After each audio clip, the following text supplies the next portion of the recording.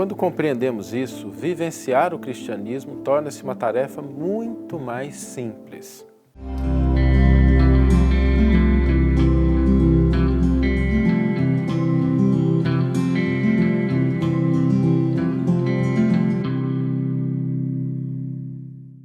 Olá, meus amigos, olá, minhas amigas, sejam todos muito bem-vindos ao programa Reflexões com Emmanuel. E hoje vamos refletir sobre a vivência cristã. E eu sei que muitas vezes, quando a gente fala da vivência cristã, de seguir as propostas do Cristo, de ter Jesus como modelo, muitas vezes, embora a gente reconheça a importância, a necessidade, o valor que isso tem, vem na nossa cabeça que isso é algo muito difícil. Não é verdade? A gente pensa assim, poxa, mas ser verdadeiramente cristão é algo que é desafiador, é algo que tem muitas dificuldades. E a gente começa a elencar desafios, obstáculos, problemas mil.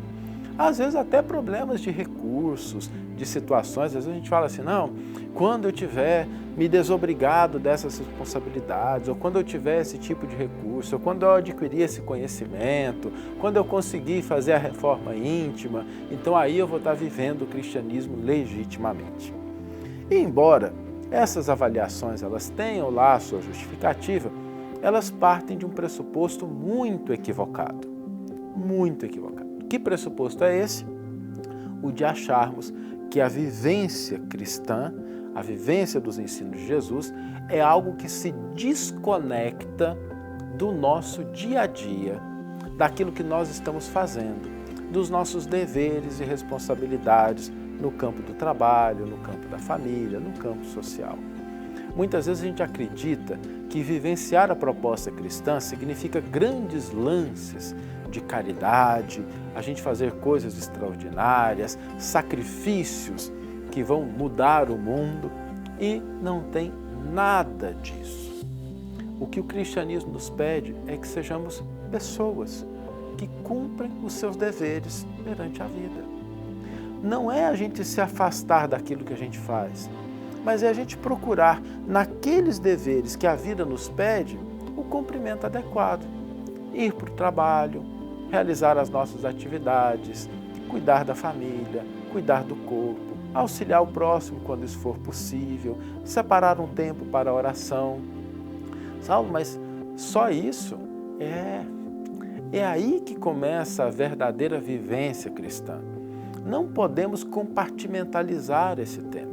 Acreditar que para a gente viver o cristianismo nós precisamos nos afastar de tudo, ter condições e recursos especiais, conhecimentos acima da média e só então a gente será capaz de vivenciar o cristianismo. Não. É no cumprimento dos deveres do dia a dia. É a gente fazer as tarefas que nos competem realizar. É a gente cumprir aquelas responsabilidades que nós adquirimos diante do papel em que a gente está, diante do cargo, da posição em que a gente se encontra, diante da função que a gente está exercendo e procurar fazer aquilo da melhor forma possível. É assim que nós começamos a legitimamente vivenciar o cristianismo. Porque nós não podemos acreditar que para servir o Mestre, para que a gente possa se identificar com os ensinos do Cristo, nós temos que nos afastar do mundo. O mundo é exatamente o campo de provas, experiências e demonstrações de que nós estamos buscando uma vivência legitimamente cristã. Por isso, se nós queremos de fato trazer o cristianismo como proposta para a nossa vida, para o nosso cotidiano, olhemos à nossa volta, vejamos o que a vida nos pede de responsabilidade, de deveres e busquemos cumpri-los da melhor forma possível.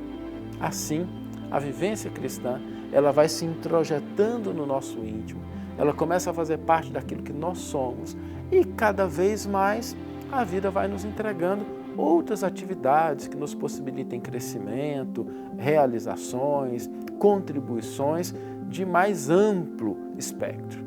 Mas hoje é possível a gente começar a viver a proposta cristã nos deveres, nas atividades do nosso cotidiano. É aí que a gente começa e por isso, vivenciar o cristianismo, quando a gente entende isso, torna-se uma tarefa muito mais fácil. Vamos ler agora a íntegra do versículo e do comentário que inspiraram a nossa reflexão de hoje. O versículo e o comentário foram retirados do 6º volume da coleção Evangelho por Emmanuel, que reúne os comentários de Emmanuel aos versículos das cartas de Paulo.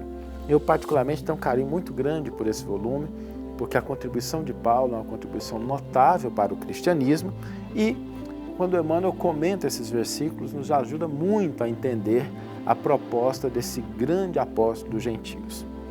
O versículo está na carta que Paulo endereça aos Efésios, capítulo 6, versículo 20, e esse versículo registra: do qual sou embaixador em cadeias, que fale ousadamente como importa que fale.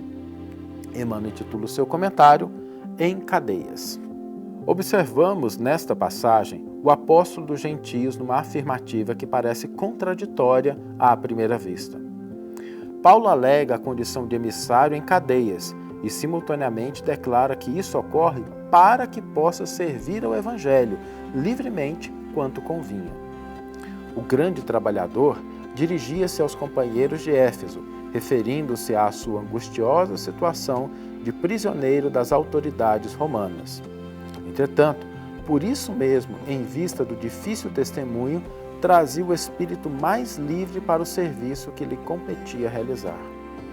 O quadro é significativo para quantos pretendem a independência econômica, financeira ou demasiada liberdade no mundo a fim de exemplificarem os ensinamentos evangélicos. Há muita gente que declara guardar os dias da abundância material e as facilidades terrestres para atenderem ao idealismo cristão. Isso, contudo, é contrassenso. O serviço de Jesus se destina a todo lugar. Paulo, entre cadeias, se sentia mais livre na pregação da verdade. Naturalmente, nem todos os discípulos estarão atravessando esses montes culminantes do testemunho. Todos, porém, sem distinção, trazem consigo as santas algemas das obrigações diárias no lar, no trabalho comum, na rotina das horas, no centro da sociedade e da família. Ninguém, portanto, tente quebrar as cadeias em que se encontra, na mentirosa suposição de que se candidatará a melhor posto nas oficinas do Cristo. Somente o dever bem cumprido nos confere acesso à legítima liberdade. Uma valiosa página de Emmanuel nos lembrando que o cumprimento dos deveres cristãos não nos pede o afastamento das nossas atividades, do nosso dia a dia, das responsabilidades perante a vida e aqueles que estão à nossa volta. E o desafio para hoje é exatamente esse. Vamos cumprir as nossas atividades. Vamos para o trabalho, cuidar da casa, cuidar dos filhos, cuidar das atividades sociais, com a consciência de que, desempenhando bem essas atividades, estamos, de fato, vivenciando o Evangelho na nossa vida. Que tenhamos todos uma excelente manhã, ou uma excelente tarde, ou uma excelente noite, e que possamos nos encontrar no próximo episódio. Um grande abraço e até lá!